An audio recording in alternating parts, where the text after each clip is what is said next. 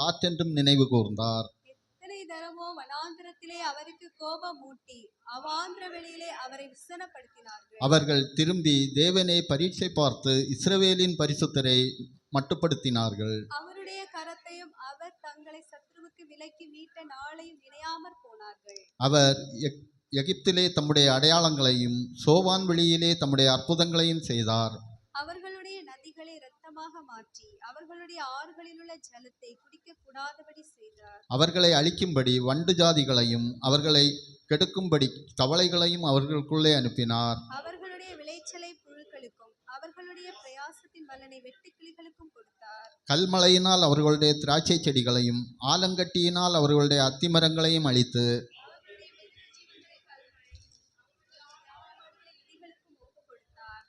தமது உக்கிரமான கோபத்தையும் மூர்க்கத்தையும் சினத்தையும் உபத்திரவத்தையும் தீங்கு செய்யும் தூதர்களையும் அவர்களுக்குள்ளே அனுப்பினார். அவர் தம்முடைய கோபத்துக்கு வழி திறந்து அவர்கள் ஆத்துமாவை மரணத்திற்கு விலக்கி காவாமல் அவர்கள் ஜீவனை கொள்ளை நோய்க்கு ஒப்புக் கொடுத்தார். எகிப்திலே தலைசான்கள் அனைத்தையும் காமின் கூடாரங்களிலே அவர்களுடைய பலனின் முதற்பலனான யாவரையும் அழித்து தம்முடைய ஜனங்களை ஆடுகளை போல புறப்பட பண்ணி அவர்களை வனாந்திரத்திலே மந்தையை போல கூட்டிக் கொண்டு போய் அவர்கள் பயப்படாதபடிக்கு அவர்களை பத்திரமாய் வழி நடத்தினார். அவர்கள் சத்துருக்களை கடல் மூடி போட்டது.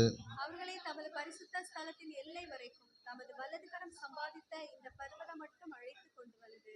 அவர்கள் முகத்திற்கு முன்பாக ஜாதிகளை துரத்திவிட்டு தேசத்தை நூல் போட்டு பங்கிட்டு அவர்களுடைய கூடாரங்களில் இஸ்ரவேலின் கோத்திரங்களை குடியேற்றினார். ஆனாலும் அவர்கள் உன்னதமான தேவனை வரிசை பார்த்து அவர் கோபமுற்றி அவருடைய சாட்சிகளை கைக்கொள்ளாமல் போய் தங்கள் பிதாக்களைப் போல வழிவிலகி துரோகம் பண்ணி மோசம் போக்கும் வில்லை போல் துவண்டு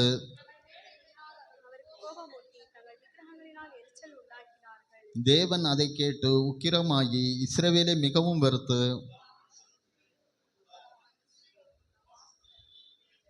தமது பலத்தை சிறையிருப்புக்கும் தமது மகிமையை சத்ருவின் கைக்கும் ஒப்பு கொடுத்து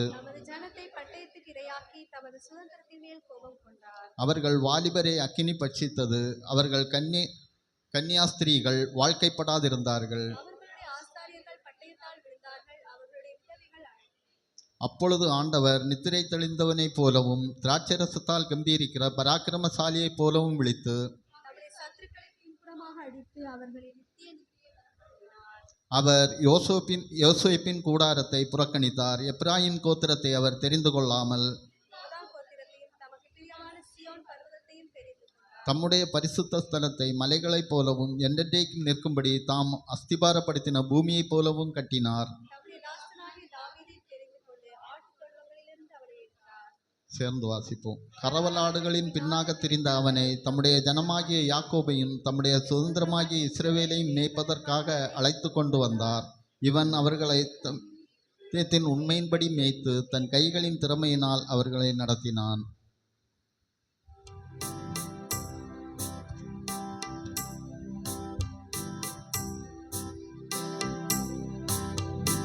நின்னுதிர மதினா திறந்த நின் ஜீவ புது வழியா நின்னுதிர மதினா திறந்த நின் ஜீவ புது வழியா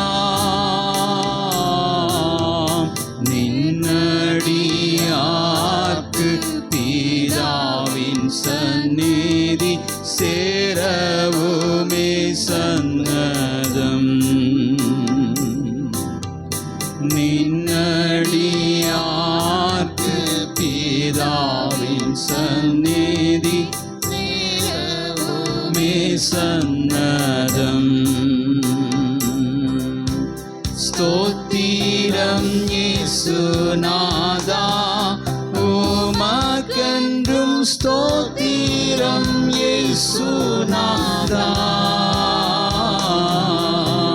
ஸ்தோத்திரம் இயேசுநாதா உமக்கென்றும் ஸ்தோத்திரம் இயேசுநாதா ஸ்தோத்திரம் செய்கின்றோம் நின்னடியார் திரு நாமத்தை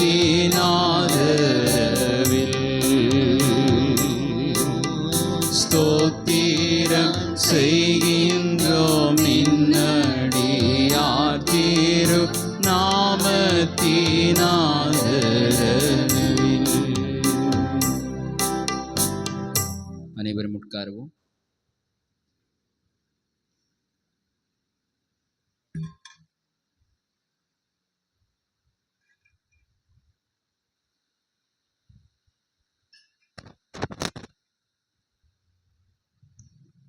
கர்த்தருடைய பரிசுத்த நாமத்திற்கு மகிமை உண்டாவதாக. இந்த 78ஆம் சங்கீதத்தையும் நாம் இப்பொழுது தியானிக்க போகிறோம். அதில் கடந்த வாரமே அதில் பாதியை தியானித்தோம். இஸ்ரவேல் ஜனங்கள் தேவன் எவ்வளவோ நன்மை செய்த பிறகும், வனாந்திரத்திலே நடத்தின போது எவ்வளவோ அற்புதங்களை கண்ட பிறகும் அவர்கள் தேவனை நினையாமற் போனார்கள். தேவனுக்கு விரோதமாக முறுமுறுத்தார்கள். வேறு என்னெல்லாம் அவர்கள் செய்தார்கள்? 41ஆம் வசனத்தை வாசிங்க. அவர்கள் திரும்பி தேவனை பரீட்சை பார்த்து இஸ்ரவேலின் பரிசுத்தரை மட்டுப்படுத்தினார்கள். இஸ்ரவேலின் தேவனை அவர்கள் பரிசுத்தரை மட்டுப்படுத்தினார்கள். அவரை கண்டுகொள்ளவே அவர் அசட்டை பண்ணினார்கள். 42 அவருடைய கரத்தையும் அவர் தங்களை சத்ருவுக்கு விலக்கி மீட்ட நாளையும் நினையாமற் போனார்கள். எகிப்திலே பார்வோனுக்கு அடிமைப்பட்டவர்களாய் எவ்வளவோ கஷ்டத்திற்குள்ளாக இருந்த அவர்களை கர்த்தர் மோசேயை அனுப்பி விடுதலையாக்கி வெளியே கூட்டி கொண்டு வந்தார். ஆனால் அந்த நாளை அவர்கள் என்ன செய்யாமற் போனார்களாம்? நினையாமற் போனார்களாம். 43 அவர் எகிப்திலே தம்முடைய அடையாளங்களையும் சோவான் வெளியிலே தம்முடைய அற்புதங்களையும் செய்தார். எகிப்திலே அவர் என்னென்ன காரியங்களை செய்தார், எப்படியெல்லாம் அவர் ஜனங்களை மீட்டெடுத்தார் என்று நம்ம எல்லாருக்குமே தெரியும். என்னென்ன வாதைகளை அனுப்பினார் எகிப்தியருக்கு? பிள்ளைகள் சொல்லுங்க பார்க்கலாம். எகிப்தியரை அழிக்கும்படியாய் தேவன் என்னென்ன வாதைகளை எல்லாம் அனுப்பினார்? முதலாவது என்ன செய்தார்? முதல் வாதை 44ஆம் வசனத்தை வாசிச்சு பாருங்க. அவர்களுடைய நதிகளை இரத்தமாக மாற்றி அவர்களுடைய ஆறுகளில் உள்ள ஜலத்தை குடிக்க கூடாதபடி செய்தார். பாருங்க, நதிகளை அவர் என்ன செய்தாராம்? இரத்தமாக மாற்றினார். அடுத்தது, அவர்களை அழிக்கும்படி வண்டு ஜாதிகளையும் வண்டுகளை அனுப்பினார். அவர்களை கெடுக்கும்படி தவளைகளையும் அனுப்பினார். இப்ப ஞாபகம் வருதா? வேற சொல்லுங்க பார்க்கலாம். வேற என்னெல்லாம் அனுப்பினார்? பேன், காரிருள், கொள்ளை நோய், கல்மழை, இதெல்லாம் அனுப்பினார்ல. அது ஒவ்வொரு என்னென்ன காரியங்களை அவர் அனுப்பினார்னு இந்த சங்கீதத்தில் அழகாக சொல்லப்பட்டிருக்கு பாருங்க. 45 வாசிச்சிங்களா? 46 அவர்களுடைய விளைச்சலை புழுக்களுக்கும் அவர்களுடைய பிரயாசத்தின் பலனை வெட்டுக்கிளிகளுக்கும் கொடுத்தார். பாருங்க, வெட்டுக்கிளிகளுக்கு ஒப்பு கொடுத்தார். பிரயாசத்தின் பலனை வெட்டுக்கிளிகளுக்கு ஒப்பு கொடுத்தார். 47 கல்மழையினால் அவர்களுடைய திராட்சை செடிகளையும் ஆலங்கட்டியினால் அவர்களுடைய அத்தி மரங்களையும் அழித்து. கல்மழை வந்தப்போ எதெல்லாம் அழிக்கப்பட்டதா? திராட்சை செடிகள் எல்லாம் அழிக்கப்பட்டது. ஆலங்கட்டியினாலே என்ன அழிக்கப்பட்டது? அத்தி மரங்கள் எல்லாம் அழிக்கப்பட்டது. மிருக ஜீவன்களை எப்படி அழித்தார்? கல் மழையினால் அழித்தார். அடுத்தது, ஆடு மாடுகளை எப்படி அழித்தாராம்? இடிகளை அனுப்பி அழித்தாராம். 49 தமது உக்கிரமான கோபத்தையும் மூர்க்கத்தையும் சினத்தையும் உபத்திரவத்தையும் தீங்கு செய்யும் தூதர்களையும் அவர்களுக்குள்ளே அனுப்பினார். பாருங்க, தேவ ஜனங்களை கொடுமைப்படுத்தின அந்த எகிப்தியருக்கு ஆண்டவர் எதையெல்லாம் அனுப்பினாராம்? உக்கிரமான கோபத்தை, மூர்க்கத்தை, சினத்தை, உபத்திரவத்தை, தீங்கு செய்யும் தூதர்களை அனுப்பினாராம். தீங்கு செய்யும் தூதர்கள் யார்? சங்கார தூதர்னு நம்ம படிச்சிருப்போம்ல. அந்த தூதர்கள் என்ன செஞ்சாங்க? எகிப்தியருடைய ஒவ்வொருவருடைய வீட்டிலையும் போய் என்ன நடந்தது? தலைப்பிள்ளை சங்காரம் நடைபெற்றது இல்ல. 50ஆம் வசனம். அவர் தம்முடைய கோபத்துக்கு வழி திறந்து அவர்கள் ஆத்துமாவை மரணத்துக்கு விலக்கி காவாமல் அவர்கள் ஜீவனை கொள்ளை நோய்க்கு ஒப்பு கொடுத்தார். கொள்ளை நோய் வந்தது. 51 எகிப்திலே தலைசன்கள் அனைத்தையும் காமின் கூடாரங்களிலே அவர்களுடைய பலனில் முதற்பலனான யாவையும் அழித்து தம்முடைய ஜனங்களை ஆடுகளைப் போல புறப்பட பண்ணி அவர்களை வனாந்திரத்திலே மந்தையை போல கூட்டிக் கொண்டு போய். பாருங்க, தம்முடைய ஜனங்களை அவர் என்ன செய்தாராம்? ஆடுகளை போல புறப்பட பண்ணினார். 52 53 54 இந்த 54 55 இந்த 4 வசனங்களையும் சேர்ந்து வாசிக்கலாமா? எல்லாரும் பைபிள் திறந்திருக்கீங்களா? எல்லாரும் சேர்ந்து, சின்ன பிள்ளைங்க பெரியவங்க எல்லாரும் 52ஆம் வசனத்திலிருந்து வாசிங்க. தம்முடைய ஜனங்களை ஆடுகளை போல புறப்பட பண்ணி அவர்களை வனாந்திரத்திலே மந்தையை போல் கூட்டி கொண்டு போய்.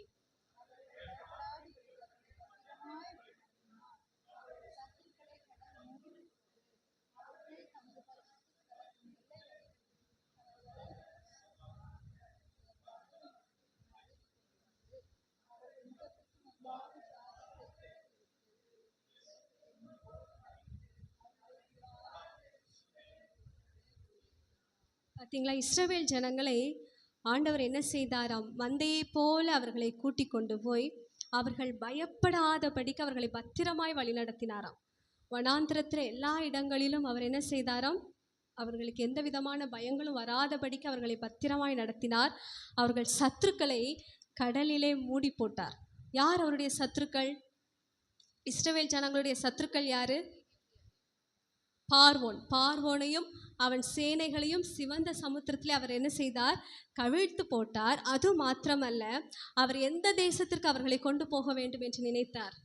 கானான் தேசத்திற்கு கொண்டு போக வேண்டும் என்று நினைத்தார். அப்படித்தானே? அந்த கானான் தேசத்தில் இருந்த அவர்களுடைய சத்துருக்கள் மற்ற ஜாதியார் எல்லாரையும் முறியடித்து விட்டு இவர்களை என்ன செய்தார்? அந்த தேசத்திற்கு அழைத்து கொண்டு போனார். எல்லாருக்கும் பங்கு போட்டு இந்த ஒவ்வொரு கோத்திரத்திற்கும் எந்த எந்த இடம் என்று சொல்லி பங்கு போட்டு அந்த இடத்திலே அவர்களை குடியேற பண்ணினாராம். இதே போலதான் இன்றும் நாம் ஆராதித்து கொண்டிருக்கிற நம்முடைய தேவனாகிய கர்த்தர் நமக்கும் அவர் செய்ய போகிறதான காரியம். இந்த உலகம் யாருடைய ஆளுகைக்குள் இருக்கிறது? சாத்தானுடைய ஆளுகைக்குள் இருக்கிறது இல்லை? அவர் சீக்கிரமாய் வரப்போகிறார். அந்த சாத்தானை எதிர்த்து போராடி ஜெயித்து கர்த்தர் அவரை ஆராதிக்கிற அவருடைய பரிசுத்தவான்களை அவர் தம்மோடு கூட சேர்த்து கொள்ள போகிறார். எப்படி இஸ்ரவேல் ஜனங்களை கானான் தேசத்திற்குள்ளே கொண்டு சென்றாரோ அதே போல நமக்கு ஒரு பரம தேசத்தை வைத்திருக்கிறார். அது என்ன? எந்த தேசத்தை வைத்திருக்கிறார்? பரலோக ராஜ்யத்தை வைத்திருக்கிறார். நமக்கென்று அவர் வாசஸ்தலங்களை ஆயத்தப்படுத்தி வைத்திருக்கிறார். ஒவ்வொருவருடைய கிரியைகளுக்கு ஏற்ற பலன் நமக்கு அவர் கொடுக்க போகிறார். கிரியைகளுக்கு ஏற்ற வாசஸ்தலங்களை கர்த்தர் நமக்கு தருவார். அடுத்தபடியாக 67வது வசனம், தங்கள் பிதாக்களைப் போல வழி விலகி துரோகம் பண்ணி மோசம் போக்கும் வில்லை போல் துவண்டு தங்கள் மேடைகளினால் அவருக்கு கோபமூட்டி தங்கள் விக்கிரகங்களினால் எரிச்சல் உண்டாக்கினார்கள். ஆனால் இவ்வளவு நன்மைகளை இஸ்ரவேல் ஜனங்களுக்கு தேவன் செய்த போதிலும் அவர்கள் தேவனுக்கு என்ன செய்தார்களாம்? தேவனை மறந்தார்கள், முறுமுறுத்தார்கள், பரீட்சை பார்த்தார்கள், கோபம் முட்டினார்கள், அவருடைய வார்த்தைக்கு செவி கொடாமற் போனார்கள். 67ஆம் வசனத்தை வாசிப்போம். அவர் யோசேப்பின் கூடாரத்தை புறக்கணித்தார். யோசேப்பின் கூடாரத்தை புறக்கணித்தார். எப்ராயிம் கோத்திரத்தை அவர் தெரிந்து கொள்ளவில்லை. பாருங்க, இந்த ஜனங்கள் எல்லாரும் எகிப்துக்கு போனதுக்கு காரணமா இருந்தது யாரு? யாக்கோபின் குடும்பம் எகிப்துக்கு போகிறதுக்கு காரணமா இருந்தது யாரு? யோசேப்பு. அப்படித்தானே? ஆனாலும் யோசேப்பு தான் எல்லாருக்கும் இடம் கொடுத்து எல்லாருக்கும் ஆகாரம் கொடுத்து எல்லாரையுமே பராமரித்து வந்தான். ஆனால் யோசேப்பின் கூடாரத்து இந்த ஜனங்கள் எல்லாம் அவருடைய சந்ததிகள் எல்லாம் தேவனுக்கு கோபம் மூட்டினதுனால ஆண்டவர் என்ன செய்தாராம்? யோசேப்பின் கூடாரத்தை புறக்கணித்தார். அவனுடைய மகன் பெயர் என்ன? யோசேப்பின் பிள்ளைகள் பெயர் என்ன? மனாசே, எப்ராயிம். எப்ராயிமின் கோத்திரத்தையும் அவர் தெரிந்து கொள்ளவில்லையாம். ஆண்டவர் எந்த கோத்திரத்தை தெரிந்து கொண்டார்? 68ஆம் வசனம், யூதா கோத்திரத்தையும் தமக்கு பிரியமான சியோன் பர்வதத்தையும் தெரிந்து கொண்டார். பாருங்க, யூதா கோத்திரத்தை தேவன் தெரிந்து கொண்டார். யூதா கோத்திரத்திலிருந்து வந்தவர் தான் யார்?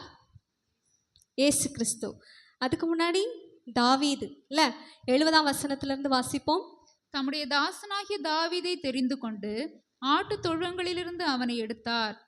கரவலாடுகளின் பின்னாக திரிந்த அவனை தம்முடைய ஜனமாகிய யாக்கோபையும் தம்முடைய சுதந்திரமாகிய இஸ்ரவேலையும் மேய்ப்பதற்காக அழைத்து கொண்டு வந்தார்.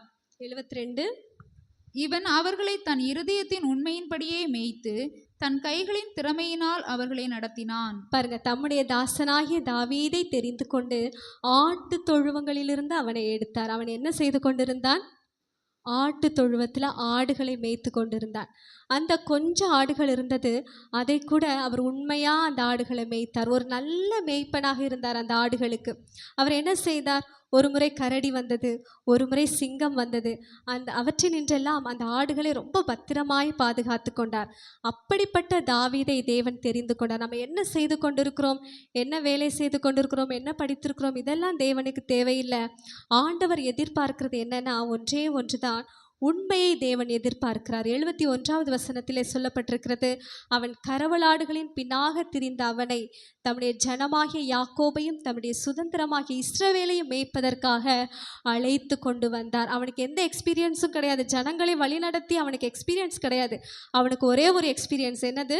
ஆடுகளை அவன் நன்றாய் பார்த்து கொள்வான். அந்த காரியத்தை அவன் உண்மையாக செஞ்சான். ஆனால் அவனை தேவன் ராஜாவாக உயர்த்தினார். அநேக ஜனங்களை, இஸ்ரவேல் ஜனங்களை வழிநடத்துகிறதற்கு அவனை தெரிந்து கொண்டார். அதுக்கு ஒரே ஒரு காரணம்தான். 72ஆம் வசனம் சொல்லுகிறது, இவன் அவர்களை தன் இருதயத்தின் உண்மையின்படியே, அவன் இருதயத்தில் என்ன இருந்துச்சாம்? உண்மை இருந்தது. நம்ம எந்த இடத்துல இருந்தாலும், என்ன வேலை செய்கிறவர்களாக இருந்தாலும், அந்த இடத்துல நமக்கு இருக்க வேண்டியது என்ன? உண்மை. உண்மையுள்ள மனுஷன் பரிபூரண ஆசீர்வாதங்களை பெறுவான். அப்போ யார் ஒருத்தர் உண்மை உள்ளவங்களாக இருக்கிறாங்களோ அவர்களை ஆண்டவர் அப்படி உயர்த்தி விடுகிறார். சொல்லப்பட்டிருக்கிற பாருங்க, இவன் அவர்களை தன் இருதயத்தின் உண்மையின்படியே மேய்த்து தன் கைகளின் திறமையினால் அவர்களை நடத்தினான். இஸ்ரவேல் ஜனங்களை அவன் 2 காரியங்களை கொண்டு நடத்தி இருக்கிறான். ஒன்று, அவனுடைய உண்மையின்படி அவன் நடத்தினான். இன்னொன்று, அவனுடைய திறமையின்படி நடத்தினான். பாருங்க, இன்றைக்கு ஆண்டவர் நமக்கு நிறைய திறமைகள், தாளந்துகள் எல்லாவற்றையும் கொடுத்துருக்கலாம். அதை அப்படியே மண்ணுக்கடியில் சிலர் நம்ம புதைத்து வைத்திருக்கிறோம். ஆனால் அப்படி அல்ல. கொடுக்கப்பட்ட தாளந்துகளை, திறமைகளை கர்த்தருக்காக பயன்படுத்துவோம், உண்மையாக இருப்போம். கர்த்தர் நம்மை உயர்த்துவார். முடிவில் அவருடைய ராஜ்யத்தில் கொண்டு நம்மை சேர்ப்பார். கர்த்தர் நம்மை ஆசீர்வதிப்பாராக. தேவன் செய்த நன்மைகளை சாட்சியாய் சொல்கிற நேரம். யாராவது சாட்சிக்காக இருந்தால் சொல்லலாம்.